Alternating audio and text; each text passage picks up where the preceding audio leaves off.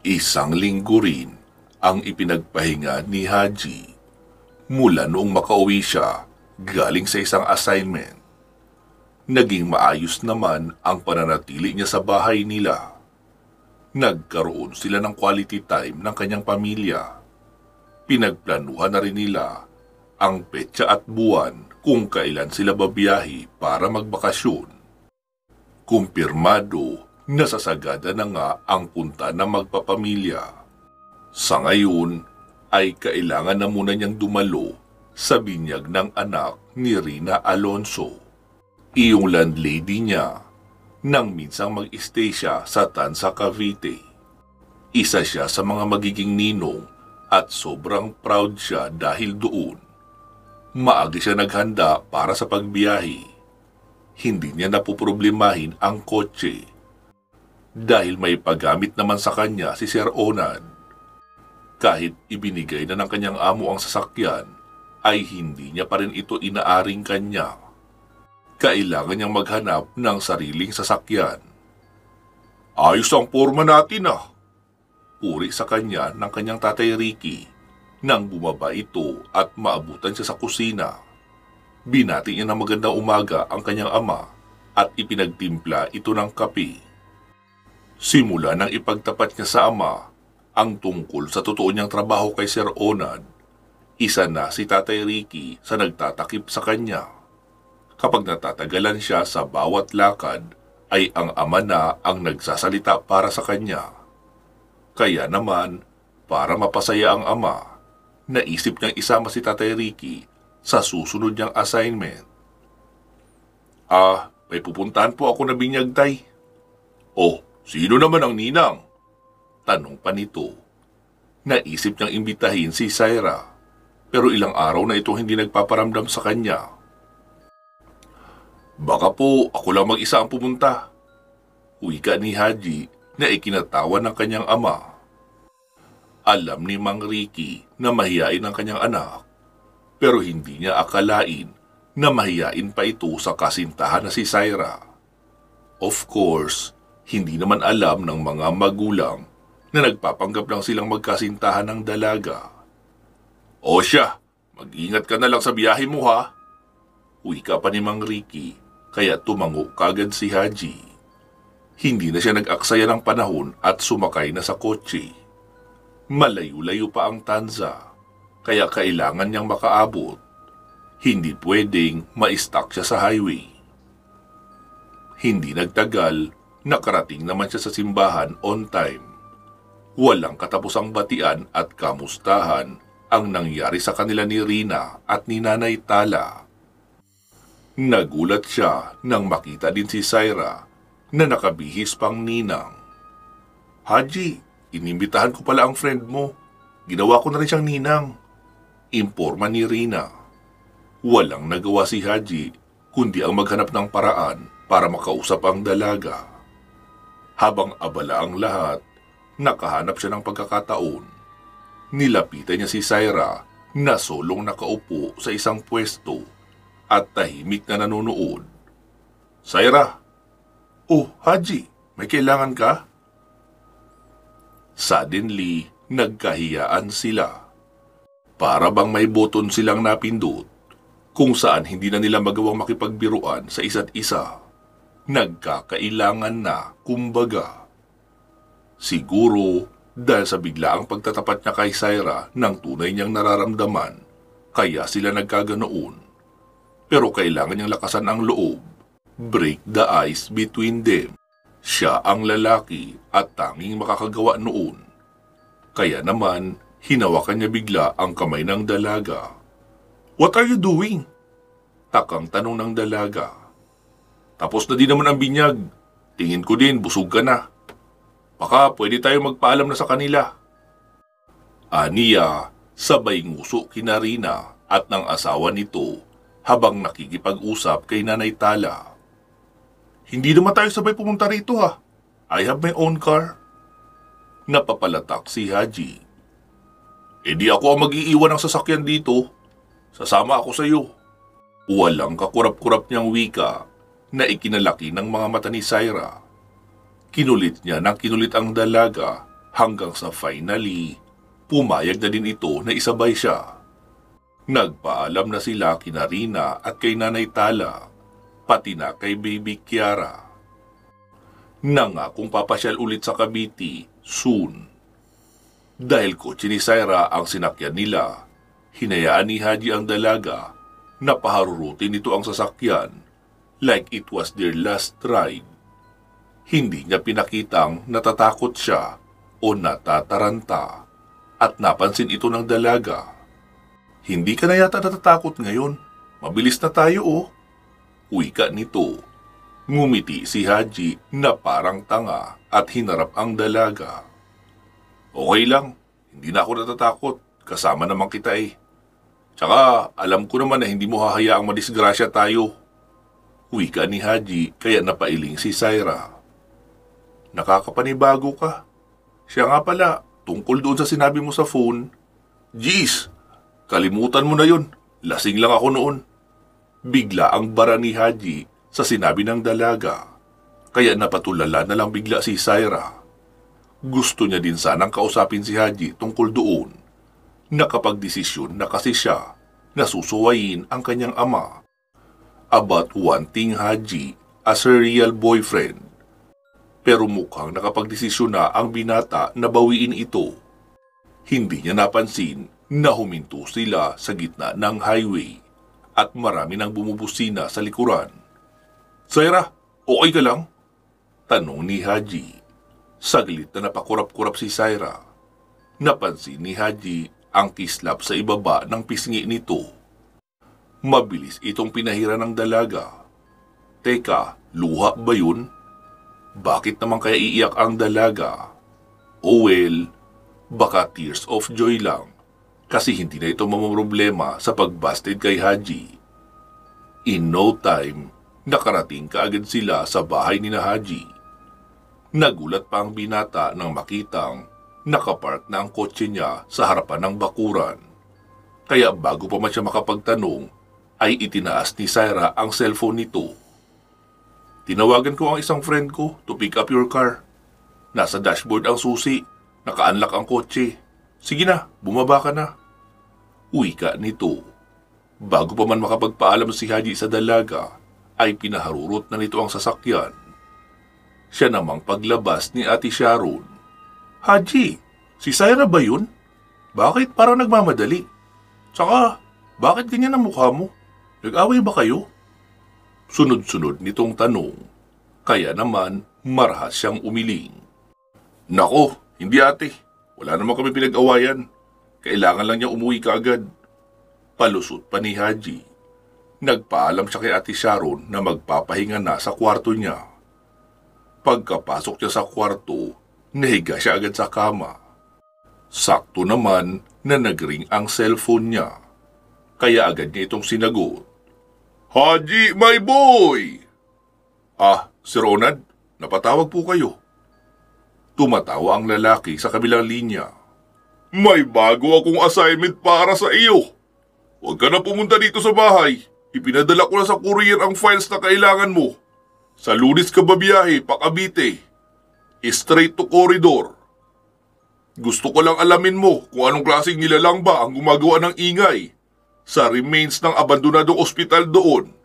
Kumuha ka ng mga pictures at ilang datos.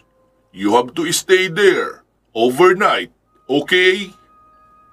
Kopya po, Sir Onad. Mabilis na sagot ni Haji. Ipinaliwanag na rin ni Sir Onad na 2 pamilyang turista na raw ang idiniklarang missing na hindi pa nakikita hanggang sa ngayon. Lahat ay nag-aalala dahil nagambala ang tahimik na atmosfera ng nasabing lugar. Kahit kasi pinaniniwalaang may multo sa korehidor. Wala pa namang napapabalitang namatay o pinatay sa lugar simula nang gawin itong tourist attraction.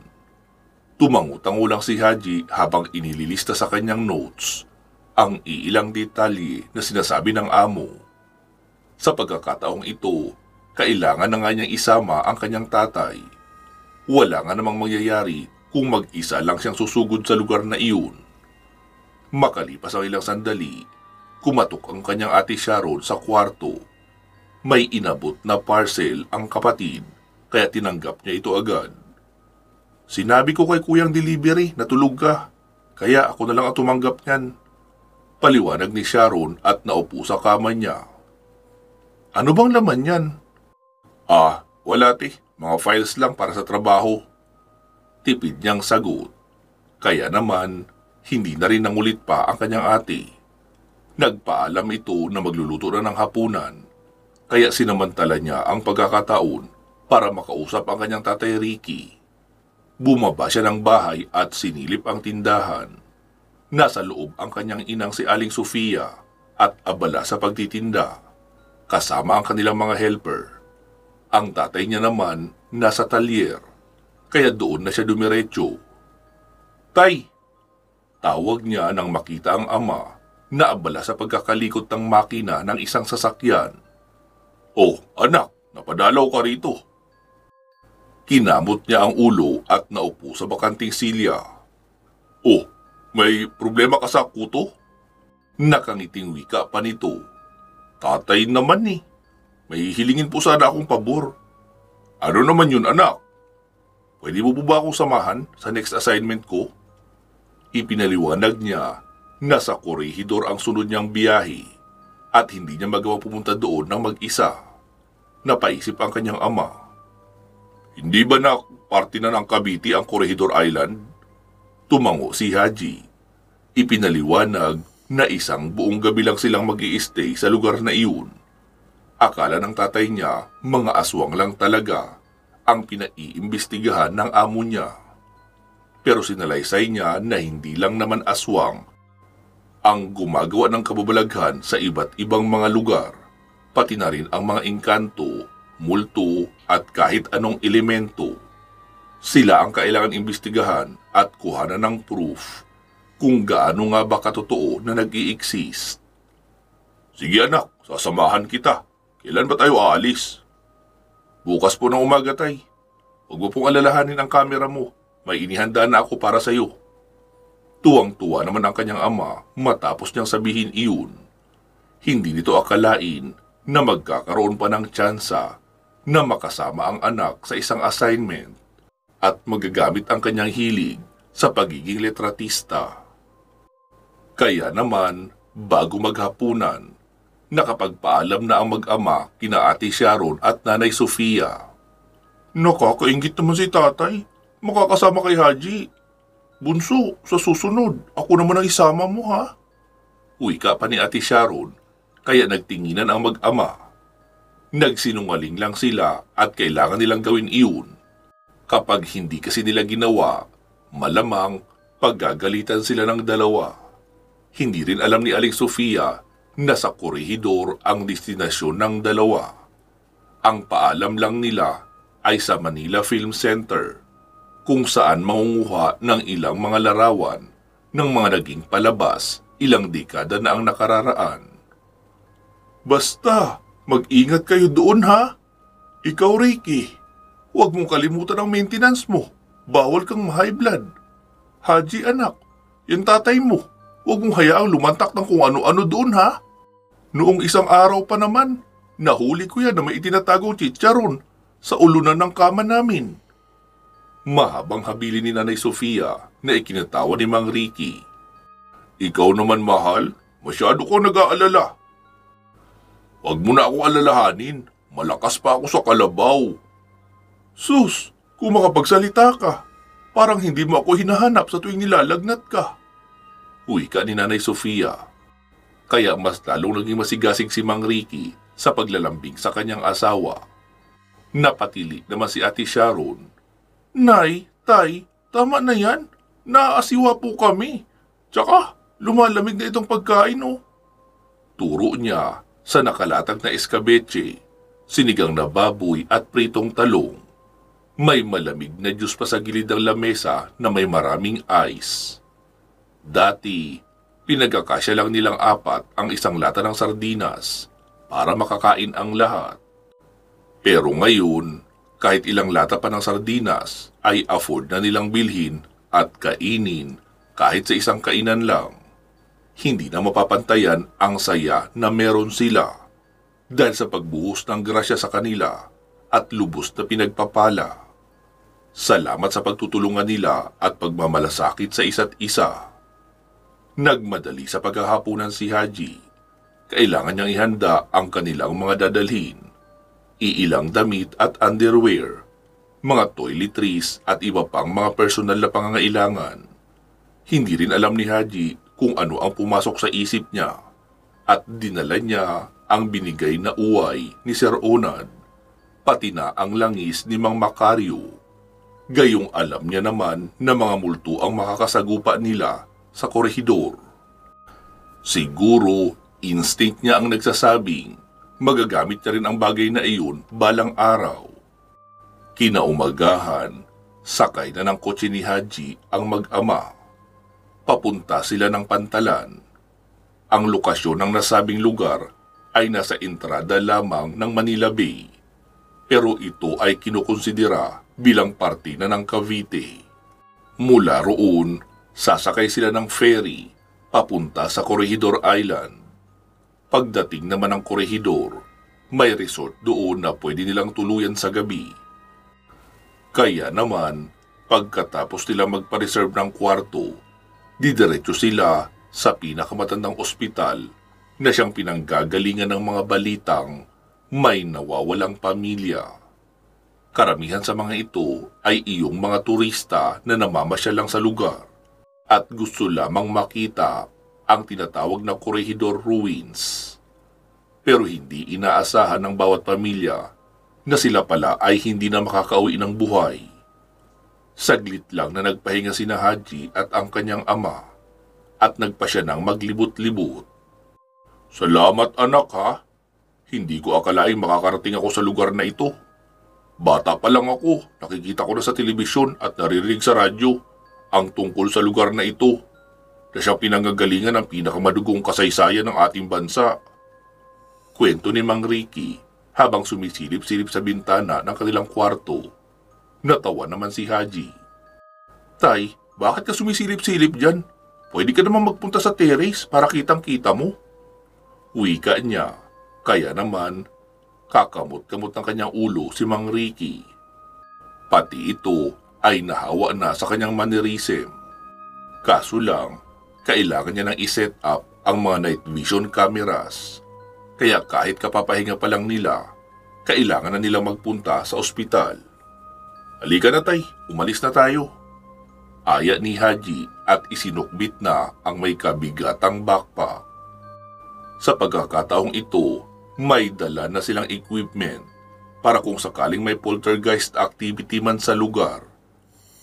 Natawa pa si Mang Ricky nang makita ang kanyang anak na may dalang pangontra sa aswang.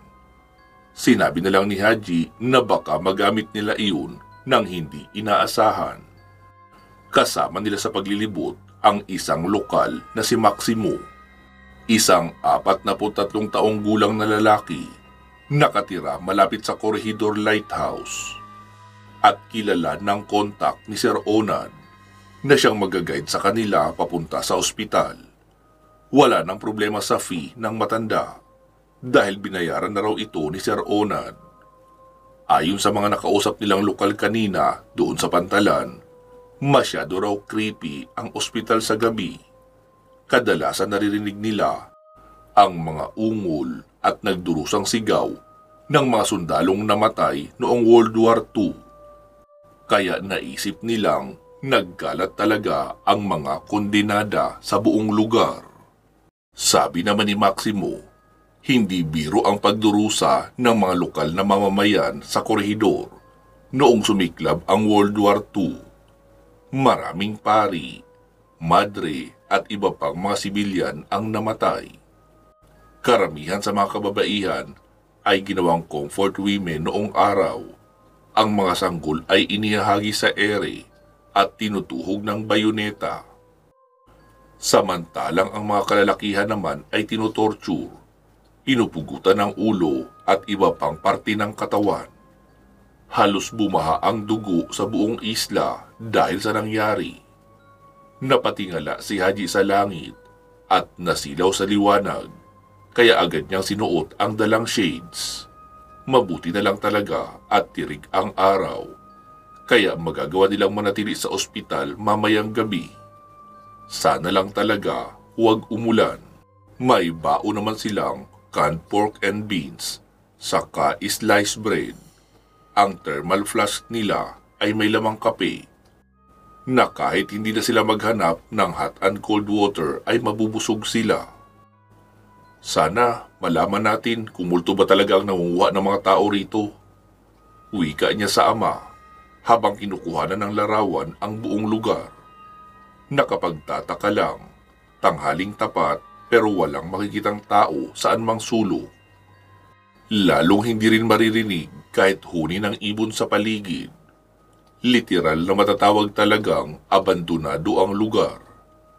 Paliwanag pa ni Maximo, ganoon daw talaga ang essence ng lugar na dinaanan ng matinding trahedya, na maging ang mga pumanaw ay ayaw nang marinig ang tindi ng ingay at putukan na narinig nila dito noong araw. Ang tahimik, nakakabingi ang ganito. Wala man lang tayo ibang naririnig. Komento pa ni Mang Ricky na ikinatango ni Haji. Siguro po dahil nga sa haunted. Aniya. Maging si Tatay Ricky ay nanguha na din ng mga litrato. Si Maximo naman titingin-tingin lang sa paligid. Bumaling si Haji sa kanya. Mang Max, mabuti po at walang nabaliw rito ano? Aniya. Ngunit umiling si Maximo. Mali ka iho, dahil bago pa man nawala ang dalawang pamilyang turista sa lugar na ito, may nauna nang naglaho na parang bula. Hindi namin alam kung kinuha ba ng mga multo o nahulog lang sa kung saang kasukalan. Magdadalawang taon na din na mangyari iyon. Ayon kay Maximo, hindi turista ang nasabing lalaki. Binata pa pero mahilig sa kababalaghan. Madalas siyang magpunta sa mga abandonadong ospital para mag-ghost hunt. Hanggang sa isang araw, naging kakaiba ang mga kilos nito. Parang palaging malayo ang tingin at kalaunan hindi na nila makausap. Parang may sarili na itong mundo. Pagkatapos ay bigla na lang itong nawala. Walang makapagsabi kung nasa isla pa ba ang lalaki o wala na. Nak, mamaya punta tayo sa Malinta Tunnel. Aya sa kanya ng ama na ikinatango niya kaagad. Sige po tay, mamaya pupunta tayo doon. Mas nakakatakot doon. Alam niyo ba yun? Wika ni Maximo at nakasunod sa kanila habang hawak ang suot nitong sombrero. Pati ang hangin ay payapa, ni hindi malang umiihip. Marami-rami na rin ang nakuhanan nila hanggang sa magtakas si Haji. May dala naman siyang mapa ng korehidor at kanina niya pa sinusundan ang mga trails, pero hindi ito nagtutugma sa kalsadang tinatahak nila. Nagtatakang hinarap niya si Maximo. Huwag lang tayong maingay iho. Minsan talaga nangyayari iyan dito. Kahit kaming mga lokal ay inililigaw din sa hindi malamang dahilan. Para bang may nakatingin mula sa malayo. Kinabahan ng husto si Haji. Mabuti na lang, game pa rin na nakipagsapalaran ang kanyang Tatay Ricky sa ibang daanan. Ni hindi ito nagrereklamo sa tinatahak nila at profesional pa itong nangunguha ng larawan sa bawat anggulo. Ginawa nga naman talaga ni Maximo ang lahat para makarating sila sa ospital. Alam mo anak, namiss ko ang manguha ng litrato. Matagal na din simula nung huli kong magawa ito. Sambit ni Mang Ricky na nagpangiti kay Haji. Alam naman niya na isa ito sa dream come true ng kanyang ama. Kaya kahit ano ang mangyari, gagawin niya ang lahat para lang maisakatuparan ang gusto ng puso nito. Salamat po itay at natuwa kayo sa ginawa ko. Tipid niyang sagot sa ama. Sinabihan niya ito na huwag hihiwalay sa kanya. Hindi naman mahirap bigyan ng instruksyon ang kanyang ama. Palibhasa sanay na ito. Nagpatuloy sila sa paglalakad hanggang sa may madaanan silang gusali na tila ba dinaanan din ng gera. Walang label ang nasabing gusali pero alam ni Haji Saksi din ito sa mapait na pangyayari noong unang panahon. Mabuti na lang, kalaunan ay nakarating din sila sa kanilang destinasyon. Tuwang-tuwa si Tatay Ricky at halos pikturan pa ang sarili dahil sa pagkapanabi. May nakausap pa siyang tour guide na may kasamang mga Koreano. Panay ang kawayan nila na animoy tuwang-tuwa na nakakita ng kapwa Pinoy at Koreano. Nakakamangha dahil kilala ng tour guide si Maximo. Anak, kahawig na kahawig sila na pinapanood ng ate mo sa YouTube. Yung kakaiba magsalita. Komento ni Mang Ricky. Kaya naman napahalakhak si Haji. Hindi siya mahilig sa mga Korean movies. Kaya kaagad siyang tumalikod at sinimulang i-set up ang kanilang mga kagamitan. Hindi niya alam na biglang naglakad papunta sa di kalayuan si Mang Ricky at may kausap na ito na bata. Nang matapos siya sa paghahanda, napalingon siya sa paligid. Kinabahan nang mapansing, tahimik na at wala ang tatay niya. Si Maximo na lang ang nasa tabi niya at tuwang tinitignan ang mga dala niyang equipments. Napailing si Haji. Hindi kasi ito dapat pinaglalaruan. Tay! Tawag niya pa habang tumitingala sa ikalawang palapag ng abandonadong ospital. Tahimik na doon at papadilim na. Sa pagkakaalam niya, wala namang nagbabawal sa kanila na mag-ghost hunting sa lugar. Dahil kahit maraming nagpaparamdam, ay harmless naman ang mga ito. Kaso lang, iyong tatay niya kasi. Tay, sinong kausap mo dyan?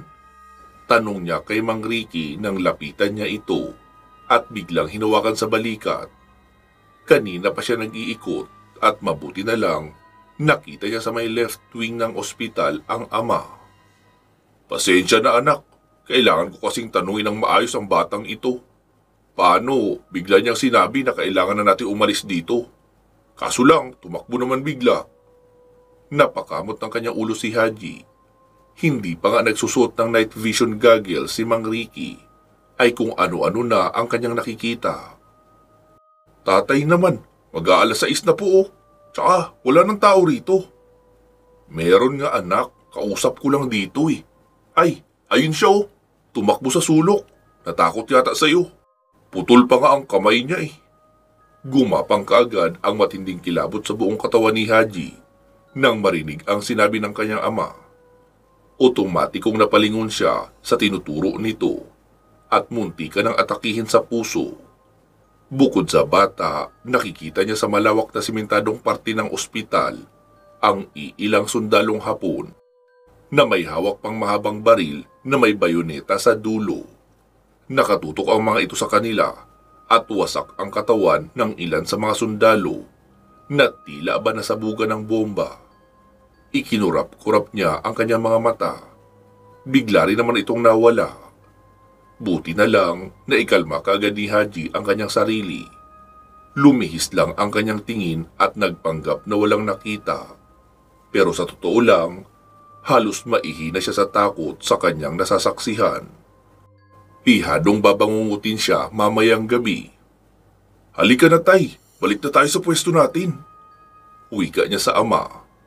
Habang papadilim ang paligid, mas madali niyang na-identify kung saang parte ng ospital ang pinakamaingay. May mga naririnig silang ungol na animoy nasasaktan. May umaatungal at nagmamakaawa. Sa totoo lang, nakakasira ng ulo. Mas grabe pa ito sa ginawang pagpapakita sa kanya noong kondinadang multo ni Corazon. Iyong tipong boses na nanggagaling mula sa ilalim ng lupa na parabang nakamikropono at kinakalikot ang tenga niya.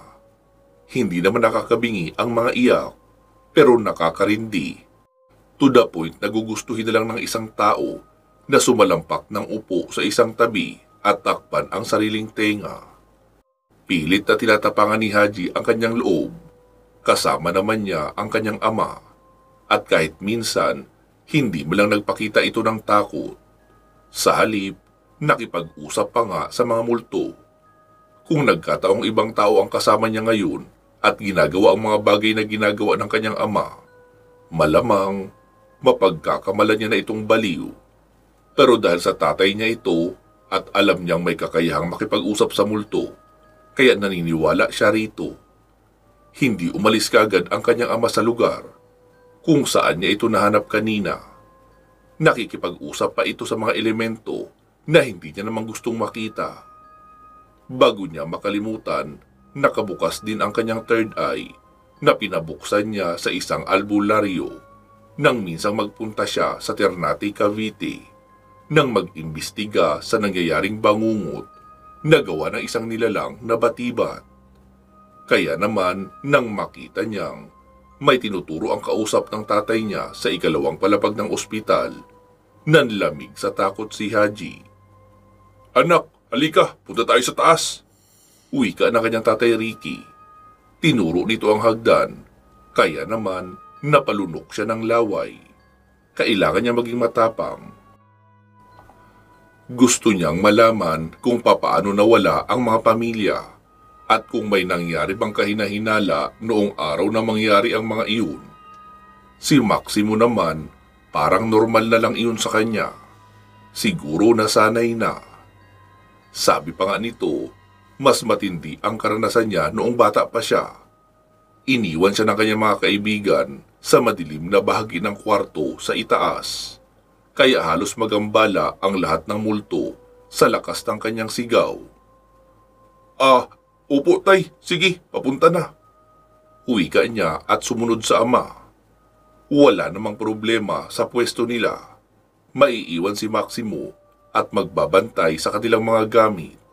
Mapagkakatiwalaan naman ang matanda na ang sabi, hihintayin ang apo niyang lalaki na papunta na rin sa lokasyon nila para samahan din sila. Nagsimula ng humakbang ang mag-ama papunta sa itaas na magdadala sa kanila sa left wing ng building. Nangunguha sila ng litrato. Malinis naman ang paligid at ang mga debris ay maayos na nakafile sa bawat sulok. Kahit madilim, nakakakuha sila ng malinaw na larawan dahil sa magandang quality ng kanilang kamera. Isa pa, pareho na nilang suot ang night vision goggles. Spectral viewers naman ang suot ni Haji. Dire-diretso sila papunta sa right wing at namangha sa lawak ng lugar kung saan marami silang mga kwarto na pwedeng i-explore. May hawak siyang EMF meter na paborito niyang gamitin. Mabilis kasi itong nakakapag-detect ng kahit anong paranormal movements sa hangin. Nang mag-ingay na nga ito, kinilabutan si Haji. Kahit saan niya itapat ang equipment ay nagwawala ito. "Tay, huwag kang lalayo." Anas niya, ngunit talagang naglakad ang tatay niya at nilibot ang paligid. Nakarating sila sa isang silid na may dingding kung saan punong-puno ito ng mga sulat kamay na marahil mga sundalong nakarating at sandaling nanirahan sa lugar na iyon.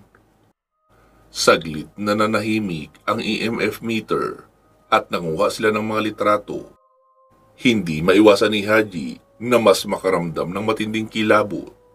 Nai-imagine niya ang mga abalang sundalo sa bandang iyon, nagtatawanan at nagkikwentuhan. Nang bumaling ang kanyang tingin sa mga nakasulat sa dingding, may mga nabasa siya. Pangalan, ranggo, at mga petsa, maging lugar kung saan nanggaling ang mga sundalo. Niwala silang ideya kung buhay pa ba ang ilan sa kanila ngayon. 7 men who are condemned without trial. Ilan iyan sa mga nabasa niya na mga wall writings. Mga pangalan ng mga taong pinatay sa lugar na iyon sa hindi malamang kadahilanan. Panay pa din ang pagkuha ni Tatay Ricky ng larawan hanggang sa magulat na lamang sila nang may marinig silang mahinang iyak ng isang babae mula sa isa pang kwarto. Sa pagkakataong ito, hindi iyon iyak ng isang multo. Literal na boses ito ng isang babaeng natrap sa madilim na lugar na iyon. Nagkatinginan sila ni Haji at Tatay Ricky. Inisip kung tutulungan ba ang may-ari ng boses na iyon, lalo na at dalawa lang sila. Sa huli, nanaig ang pagiging mapagkawang gawa nilang dalawa. Kaya naman, hawak ni Tatay Ricky ang flashlight. Dinala naman ni Haji ang isang Swiss knife. Nanlaki ang mga mata ni Tatay Ricky. "Diyos ko anak, paano mo nadala yan rito?" Gimbal na tanong ng ama pero tumawa lang ang binata. "Secret lang natin yun, Tay." Aniya at kaagad nang nagsimulang maglakad. Pinakiramdaman nila kung saan banda ang babae hanggang sa may masilayan silang kwarto na mas madilim pa kaysa sa karaniwan. Doon nang gagaling ang mga iyak. Kaya naman, nagmadali sila sa paglapit sa parting iyon ng ospital. Nahindik pa sila nang makitang muli ang batang may putol na kamay pero hindi nagsasalita. Hindi rin alam ni Haji kung paano nito nagawang lumutang, gayong may mga paa naman ito. Siguro unti-unti na siyang nilulukob ng takot. Pumapatak na kasi ang dugo sa putol na kamay ng batang iyon. Paano ay nakaangat ito at nakaturo sa unahan? Para bang tinutulungan sila na mahanap ang kailangan nilang hanapin. Sinundan nila ang lugar na tinuturo nito.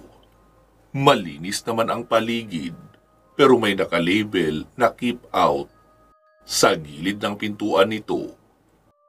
Hindi nila alam kung bakit kailangan lagyan ng ganoon. Pero nang muling magwala ang EMF meter ni Haji, napagtanto nila kung gaano kadelikado ang lugar na kanilang pinasukan. May isa pang pinto na para bang matagal na hindi nabubuksan. Nanlaki ang mga mata ng mag-ama nang mapagtantong doon nang gagaling ang ingay. Kaya pinagtulungan nila itong buksan. Matagumpay naman nila itong naitulak. Umingit lang at naglikha ng ingay. Pero alam ni Haji na saglit lang ang ginawa nitong alingaw-ngaw. Sa bungad pa lang, umaalingasaw kaagad ang masangsang na amoy mula sa loob. Amoy patay na naaagnas. Naalarma si Haji at ang kanyang ama. "Ano kaya ang amoy na yun?" Mahinang wika ng kanyang ama.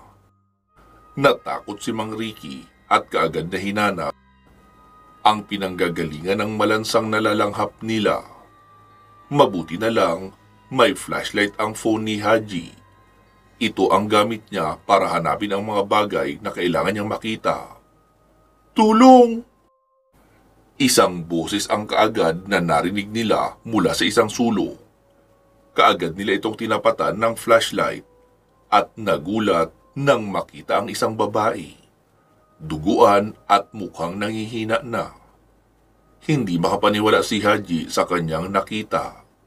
Hindi ito multo, kundi isang buhay na babae ang natagpuan nila. Walang pagdadalawang isip na nilapitan nila ito. "Miss, ano nangyari sa'yo? Tsaka, ano ginagawa mo rito?" Ramdam ni Haji ang pamamasa ng kanyang bulsa. Tanda na kumukulo ang langis, pero hindi niya muna ito pinansin. May aswang! May aswang sa lugar na ito! Ang mga magulang ko, kinuha sila ng aswang!" Wika ng babae at naging hysterical saka humagulgol. Hindi na malaman ni Haji kung paano aaluhin ang babae, pero nagulat siya nang may marinig na matinis na huni ng isang nilalang na kilalang kilala niya ang tunog. "Aswang!" Mabilis na sumigaw si Tatay Ricky nang mapansin nila sa paligid ang isang nilalang. Saka umangil na animoy, hindi nito nagustuhan ang ginawa nilang pagpasok sa baluarte nito. Kaagad namang kinuha ni Haji ang pagkakataon para iwasiwas ang kanyang tinatagong uway. Tinamaan ang nilalang sa mukha na labis nitong ikinaangil. Kaagad na bumakat ang latay ng uway, kaya umatras si Haji at inulit ang ginawa. Hindi siya makapaniwala na may aswang nananahan sa paligid. Mas nagulat siya nang makita si Tatay Ricky na naglabas ng maraming asin. Isinaboy ito sa nilalang at kaagad na inalalayan ang babae para makaalis sa madilim na lugar na iyon. Humalakak ang aswang pero hindi naman umatras. Sa halip, mas lalo pang itinaas nito ang mga kamay at umaasang makakapuntos ng pagkalmot. Si Haji na may panandaliang experience sa kung papaano harapin ang aswang ay nagawang iwasan ang mga atake nito. Pero hindi sa panghabang panahon. Kung kailan bumuelo na siya para ihampas sa aswang ang kanyang uway, saka naman siya natsyempuhan ng nilalang para kalmutin. Napasigaw si Haji nang magkaroon ng mahabang kalmot sa kanyang pisngi. Mabuti na lang, nagantihan niya rin ito kaagad. Umatungal ang nilalang nang makitang siya man ay nasugatan ni Haji. Kaagad na bumangon ang binata at hindi na hinintay pang makalapit muli ang aswang. Nang matiyak niyang wala na ang kanyang tatay at ang babae, ay nagmadali na siyang lumabas doon sa abandonadong ospital. Naabutan niya sina Tatay Ricky at yung babae kasama si Mang Maximo sa ibaba. May isa pang dumating na kaanak ng tour guide nila, si Briggs. Siya ang tumawag ng mga tanod para papuntahin sa kinaroroonan nila. Buti na lang talaga, may signal. Nakahingi sila kaagad ng tulong. Inalalayan nila ang babae at hindi nagtakang pumasok sa loob. Alam naman nila na naroon lang ang aswang sa loob, pero siguradong hindi ito lalabas dahil nga natatakot din na ma-expose siya sa mga tao kagaya nila. Iyak ng iyak ang babae nang malapitan ni Haji. Paulit-ulit itong nagpapasalamat dahil sa ginawa nilang pagliligtas rito. Akala ko, katapusan ko na. Pero mabuti na lang, may mga anghel na nagligtas sa akin. Maraming salamat sa tulong na ginawa niyo. Anito at muli na namang umiyak. Nagpakilala ang babae bilang si Pauline. Isa siyang turista na namamasyal sa lugar na iyon noong nakaraang buwan. Sa hindi inaasahang pangyayari, bigla na lang daw nawala sa matinong pag-iisip ang tour guide nila. Sinapian ang hindi nila matukoy na elemento. Maya-maya pa, sinabi sa kanila na kailangan sumama sila sa mga ito. Ayaw man ni Pauline ay wala naman silang magawa. Dahil huli na nang mapagtanto nilang nailigaw na sila ng lalaking iyon. Mawalang galang lang iha. Pero sinong tourist guide ba ang tinutukoy mo? Tanong ni Mang Maximo. Tumingin sa kanya ang babae. Namumula ang mga mata at namumutla ang mukha. Si Ronnie Mariano po ang pangalan niya. Natigilan si Maximo sa sinabi ng babae. Ilang beses pa niyang tinanong ang dalaga. Sigurado ka ba sa sinasabi mo, iha? Hindi mapakali si Haji at nilapitan ang matanda. Ang mga kuhang larawan ng kanyang ama ay lehitimo. Aswang nga ang nasa litrato. Kanina, habang nakikipaglaban siya sa nilalang, nakahanap ng paraan ang kanyang ama na makuha ang mga pinaka-importanteng eksena rito. Ano po bang ibig niyong sabihin, Mang Max? Tanong ni Haji. Tumingin si Maximo kay Haji. Hindi maitago ang kanyang takot. Ang sinasabi niyang Ronnie ay hindi naman talaga tourist guide. Siya ang sinasabi ko sa inyo na unang nawala sa lugar na ito. Ang binatang nawala sa sarili niyang katinuan. Nagulat si Haji sa sinabi ni Maximo. Kilala nga ito ng matanda dahil alam naman nila na isang lokal na mamamayan din ng korehidor si Ronnie. Naalarma ang mga tanod at nagpatawag na ng pulis. Baka lang kasi pinatay nga noon ang mga magulang ni Pauline at ang isa pang pamilya na nawawala. Si Pauline ay pansamantalang dinala sa tourism office ng korehidor. Hindi pa naman siya pwedeng umalis dahil hindi pa natatagpuan ang kanyang mga magulang. Sina Haji naman at ang kanyang tatay Ricky ay nagkunyaring nakikiosyoso lang. Pero ang totoo, balak nilang tapusin ang kung anumang ginagawa ng aswang na nasa loob ng haunted hospital. Si Maximo ay pansamantalang nagpaalam para umuwi ng bahay, pero nag-iwan ito ng litrato ni Ronnie. Sakali mang dumating ang lalaki nang wala siya. "Paano iyan, anak? Ilipat ba tayo sa likod?"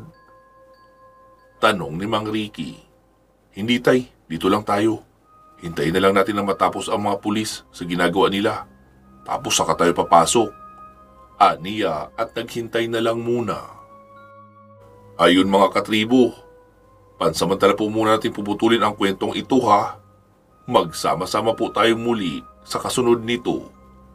Mag-iingat po kayo palagi at hanggang sa muli.